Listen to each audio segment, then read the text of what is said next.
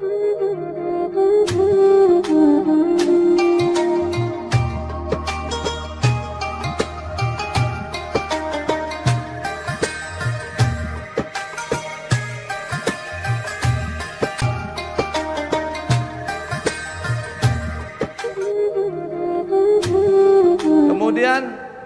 kitab-kitabnya, beriman kepada kitab-kitabnya.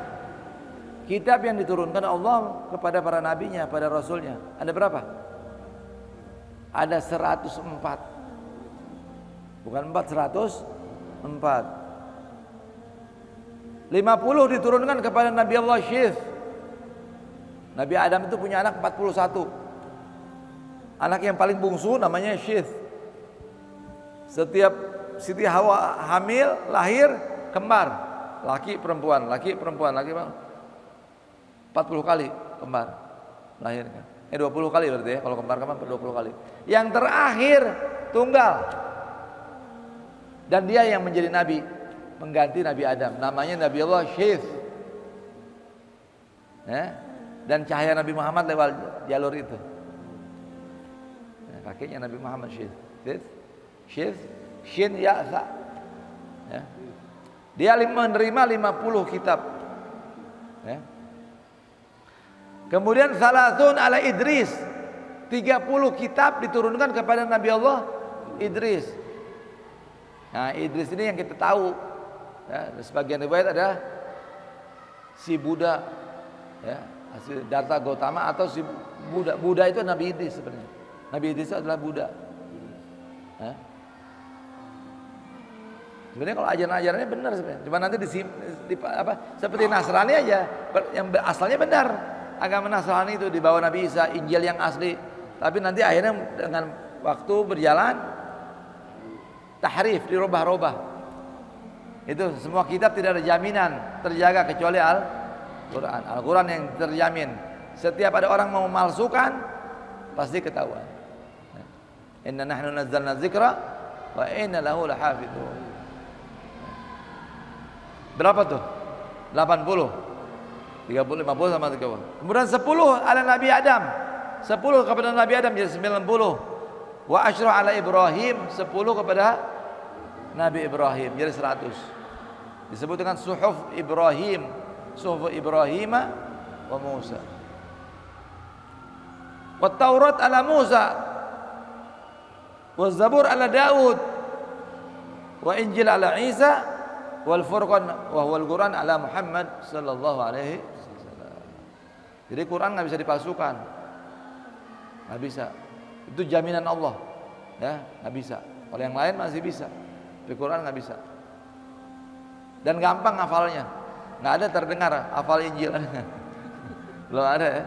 Hatta pendeta coba tanya. Hatta si paus. Tapi kalau Al-Quran subhanallah, anak bisa 5 tahun bisa hafal banyak. Ada yang di perut bisa hafal.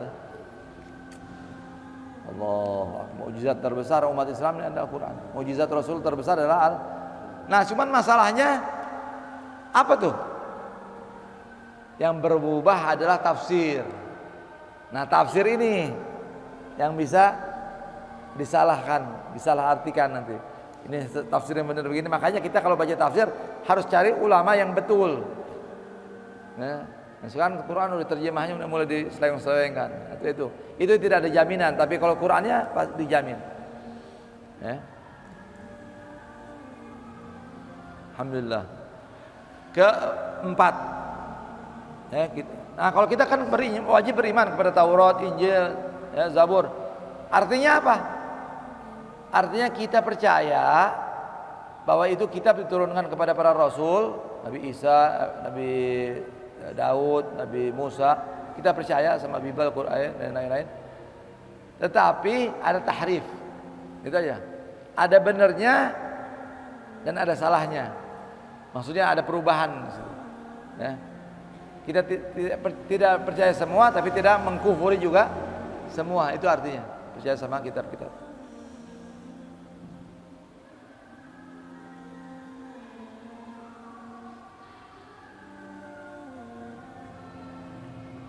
Kepada Rasul, apa Rasul? Rasul adalah jamak dari kata Rasul. Rasul itu artinya Rasul-Rasul. beriman kepada rasul-rasul. Nabi jumlahnya 124.000, yang menjadi rasul 313, seperti jumlah ahli Badar. Ya. Kalau rasul pasti nabi, kalau nabi belum tentu rasul. Ya. Nah, rasul adalah orang, para nabi yang diperintahkan untuk menyampaikan, ya, dan apa yang diwahyukan kepada mereka. Itu namanya rasul. Kalau nabi kadang-kadang buat sendiri aja. Ya, ada Nabi Daniel, ada Nabi Syam'un. Itu kata orang Yahudi Samson tuh. Padahal itu Nabi Syam'un. Itu dia nggak punya umat. Rasulullah cerita Syam'un, ketawa. Ya, dia perang sama 1.000 orang. Akhirnya di akhir kiamat dia nggak punya umat, tapi dia dimasukkan surga. Kenapa engkau tidak punya umat? Kau bisa surga? Ya karena aku telah menyampaikan dakwah. Subhanallah. Kuat tuh orang. Artinya apa? Beriman kepada Rasul bahwa Allah telah mengutus mereka kepada seluruh manusia untuk memberikan petunjuk dan menyempurnakan kehidupan mereka dan akhirat mereka. Lalu diperkuat dengan mukjizat. Nah, nabi-nabi, para rasul itu dikasih mukjizat. Sebuah perkara yang luar biasa, ya, yang terjadi dia seorang nabi atau rasul. Ya. Nabi Musa tongkatnya bisa jadi ular, bisa makan, bisa membelah laut, bisa mengeluarkan air dari batu. Itu para, ya. Dan dari mukjizat. Jadi semua mukjizat yang ada dalam para nabi ada dalam diri Rasul sallallahu alaihi wasallam. Dan semua mukjizat yang terjadi di tangan seorang rasul bisa terjadi di tangan seorang wali min auliyaillah. Nah, kalau ada terjadi di tangan seorang wali namanya karomah, keramat. Maka ada keramat ini, Wali Songo punya keramat ini, ya. Si Abdul Qadir Jailani, si Abu Bakar bin Salim itu keramat. Ya. Jadi apa yang terjadi para rasul boleh, mungkin terjadi kepada para nabi, para wali. Ya.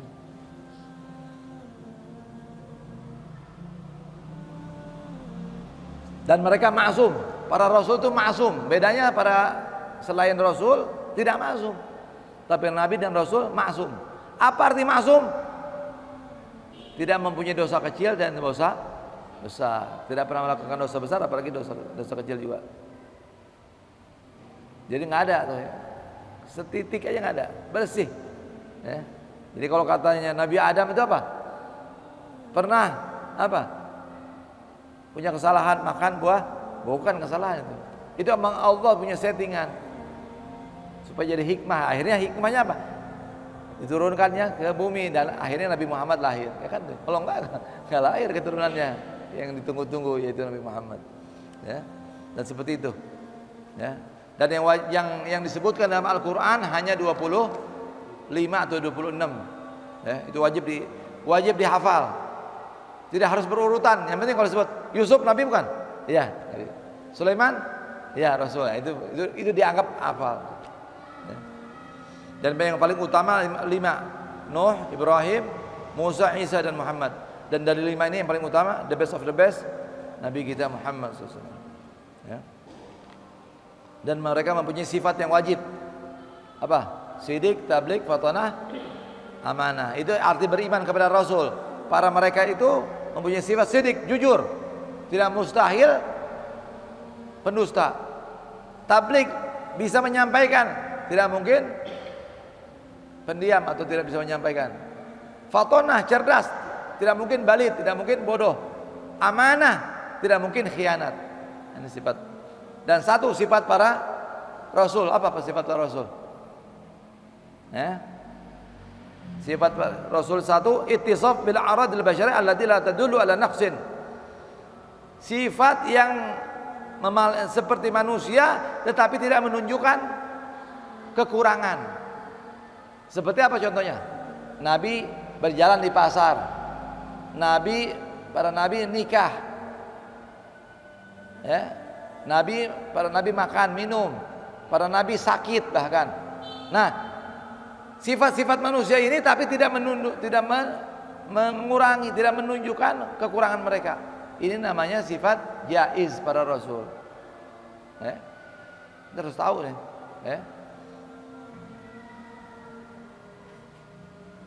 Tapi kalau yang diceritakan oleh Israiliyat katanya, Nabi Allah apa? Nabi Ayub tuh ya, yang sabar katanya, ulet. Itu Israiliyat itu. Itu kisah dibuat oleh orang-orang Yahudi. Nggak benar itu. Nggak mungkin manusia sampai menghinakan para nabi segitu, nggak mungkin. Jadi sifat yang namanya sifat jaiz itu sifat manusia, tapi tidak menjadikan kekurangan sampai orang jadi jijik gitu. Nggak mungkin. Nanti kita jelaskan lagi minggu depan tentang Nabi Muhammad. Ini sebenarnya paling penting, harus kita ketahui apa itu Rasulullah. Ya, secara garis besar ya wajib